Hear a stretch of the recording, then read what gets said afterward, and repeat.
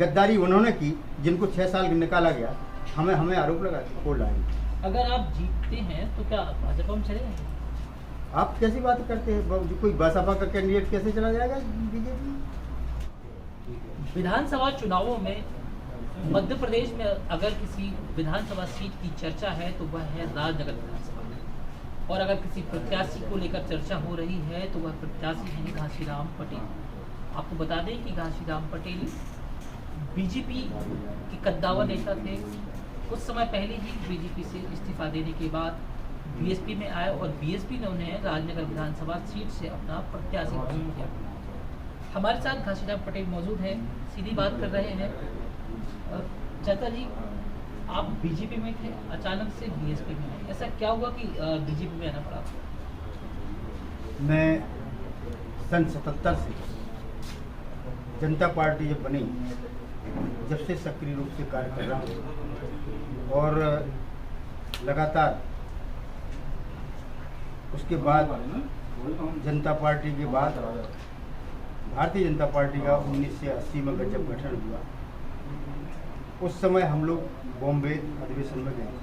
तब से लेकर अभी तक मेरा सफ़र जो है भारतीय जनता पार्टी में।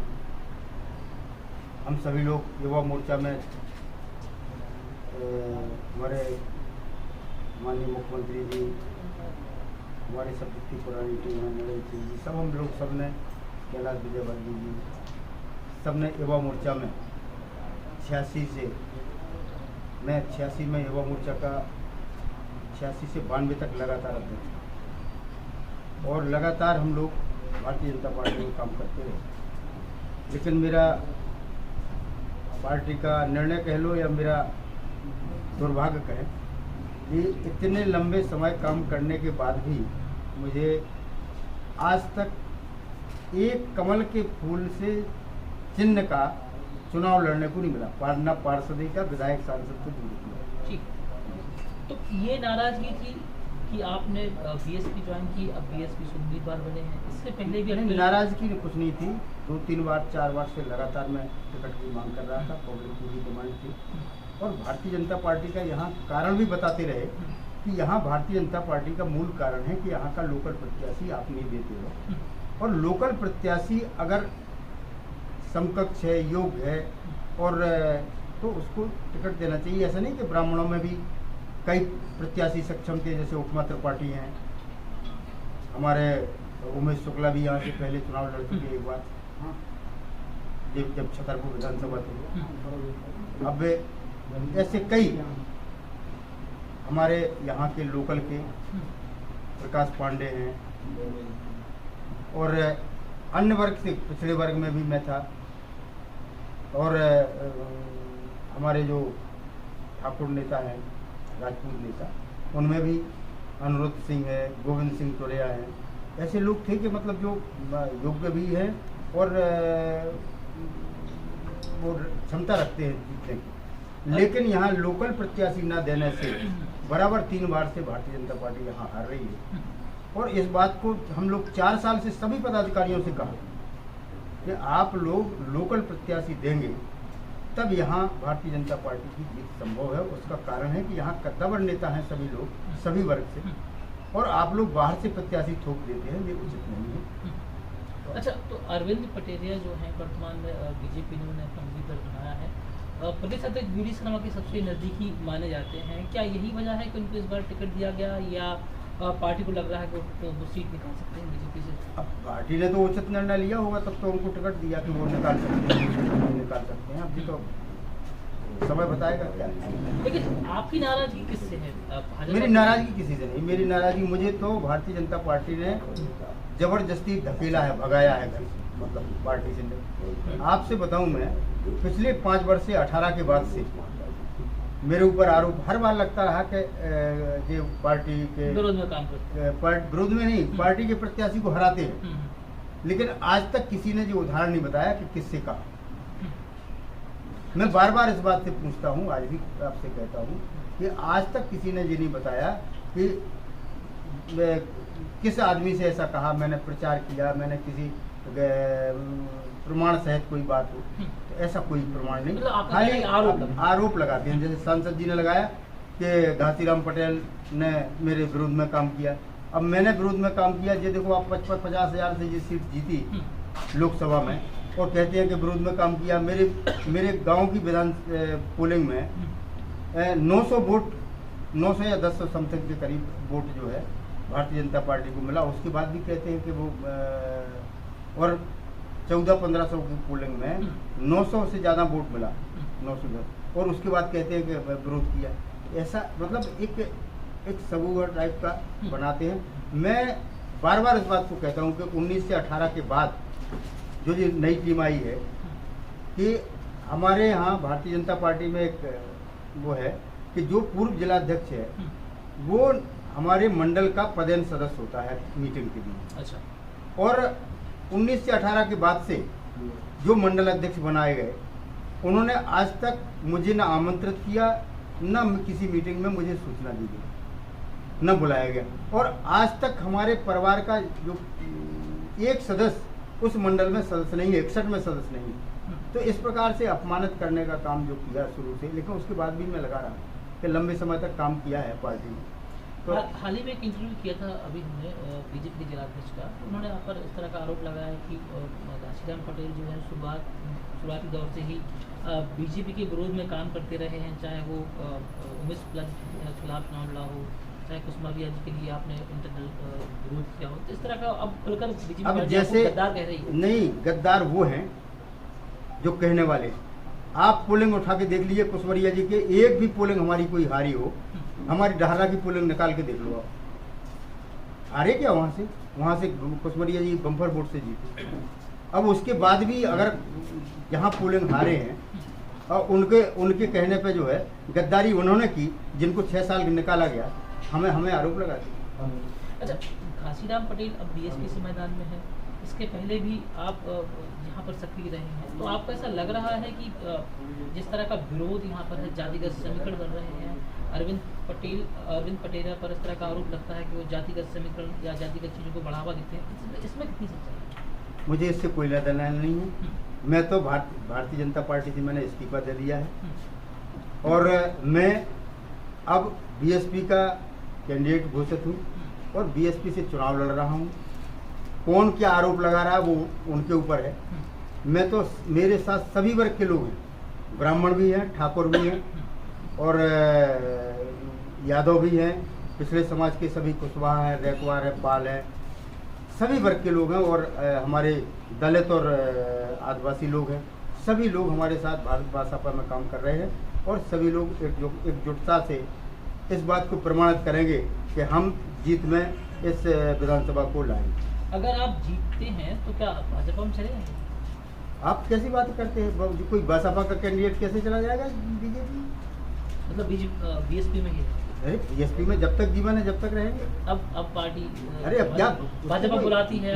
अरे क्या बुलाने का प्रश्न नहीं होता, क्यों बुलाएंगे?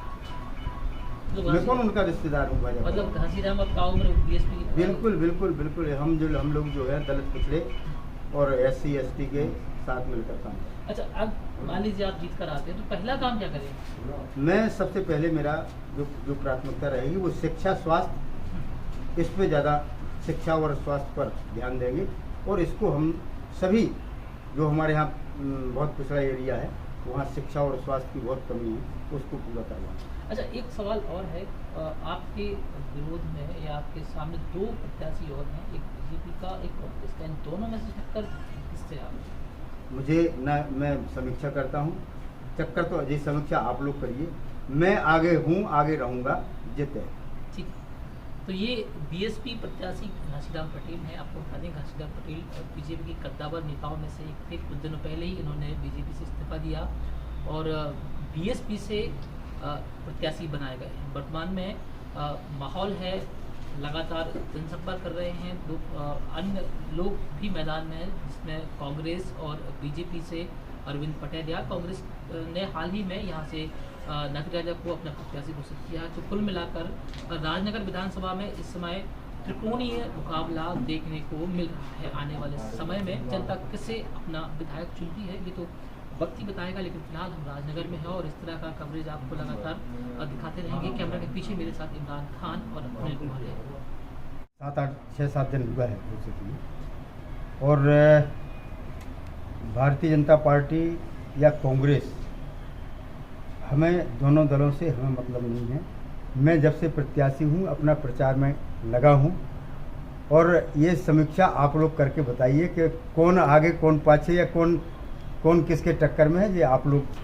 बहुजन समाज पार्टी ने आपको प्रत्याशी घोषित किया है राजनगर विधानसभा से, किन मुद्दों को लेकर जनता के बीच? हाँ, ये है कि बहुजन समाज पार्टी का जो एजेंडा है, सब जन हिताय सर्वजन सुखाय, ये जो मुद्दा है, और इसी मुद्दे को सभी जनता का भला हो, सबका हित हो, इसी को लेकर के हम शिक्षा और स्वास्थ्य को लेकर के खास, और जो मुद्दे हैं भ्रष्टाचार का, हमारे यहाँ जो कानून व्यवस्था में एकदम अफरा तफरी है, कानून व्यवस्था चरमरा गई है, इन सब मुद्दों को लेकर के हम जनता के बीच में जा रहे हैं। 2018 विधानसभा के चुनाव में जोड़ तोड़ी की राजनीति बहुत जोरों से थी पूरे मध्य प्रदेश में।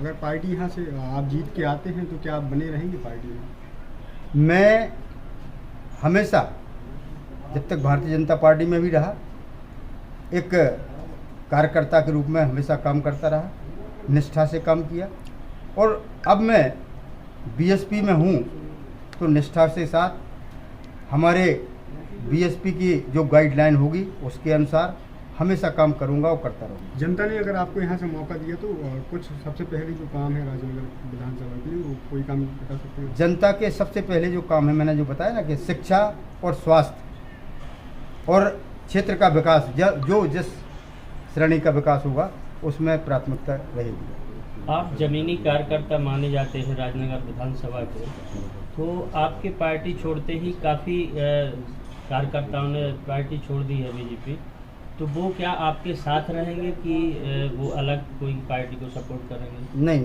जो हमारे साथ हैं, हमारे सभी मित्रगण हैं, पार्टी के साथी हैं, वो सभी लोग भारतीय जनता पार्टी छोड़ करके, अभी जिनने गोविंद सिंह जी ने इस्तीफा दिया, अजय मिश्रा जी ने दिया, और भी जो कई लोगों ने दिया है, वो सब हमारे साथ हैं, और सभी लोग मिलकर के काम करते हैं। क्या जानना चाहेंगे कि आपकी टिकट क्यों कटी? वो आप इतने पुराने कार्यकर्ता हैं भाजपा की।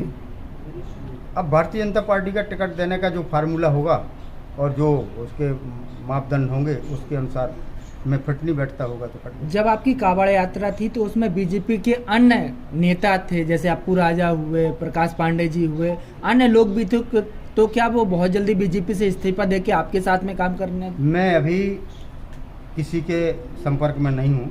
मैं तो अपना रोज निकलता हूँ सुबह से और शाम तक वापस आता हूँ। क्या चुनाव के पहले मायावती जी की भी रैली देखने को मिलेगी छतरपुर जिले में? हाँ, प्रयास करेंगे कि मायावती जी की एक सभा हम यहाँ आयोजित कराएं। बात चल रही है क्या? हाँ जी। उससे कितना बेनिफिट मानते हैं आप छतरपुर जिले में? बिल्कुल, हम लोगों को बहुत फ़ायदा मिलेगा। बहन जी की जो सभा होगी उससे हमारे कार्यकर्ता और मजबूत होंगे।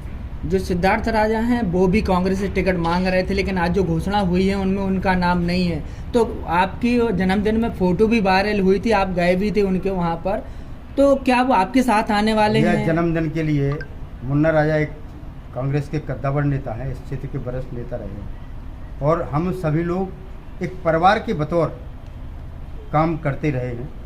आना जाना, व्यवहार में आना, और जन्मदिन का जो उन्होंने अपना फंक्शन किया उसका सबको आमंत्रण किया, तो आमंत्रण में जाना कोई जिस हुई है कि हम जो है ये आपको नहीं, तो उनको टिकट नहीं मिली है, तो क्या वो आपका साथ आने वाले हैं, आपके साथ में काम करेंगे, आपके लिए प्रचार करेंगे? पत्रकार हैं, सगा भाई है, राजनीति में अगर वो आंकड़े में फिट नहीं होता है तो वो दूसरे दल में काम करने लगता है, और अगर आंकड़ा फिट होता है या वो उसका कुछ हित सत्ता है या एक दूसरे की राजनीति में सफ़र में आगे जाने की उसकी सहमति बनती है तो वो साथ में आ जाता है। तो जीतने के बाद आप क्या सौगात देंगे राजनगर को?